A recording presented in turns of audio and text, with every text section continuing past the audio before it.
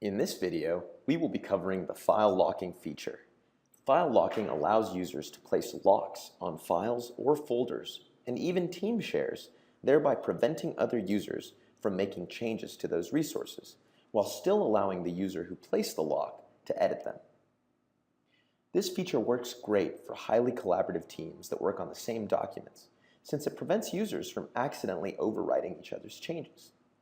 Also, because entire team shares can be locked, you could essentially lock a team share, subscribe users to it, and use it as a one-way broadcast of data to a team. Locks can be placed or removed either from the desktop sync client or from the web. This is simply done by right-clicking the resource you wish to lock. Once the lock is placed, the locked file or folder will get an overlay icon indicating that the lock is indeed in place.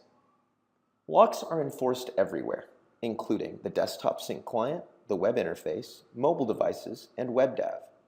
If a user attempts to make a change to a locked file on the desktop client, for example, the file will receive an exclamation overlay, indicating that the change could not go up.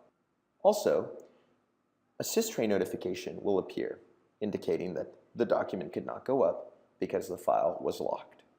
Once the lock is removed by the user who placed it, the changes made by other users will automatically sync up if no additional changes had been made to the locked file.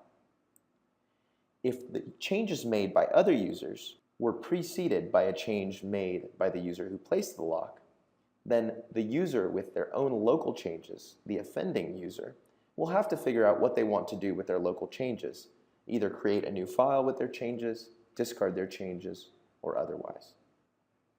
On the desktop sync client, you can place locks with a timer so that the lock will expire after a certain amount of time. Keep in mind that administrators can remove locks regardless of who placed them, just in case a user places a lock and then loses access to the system or goes offline. That covers it for the file locking feature.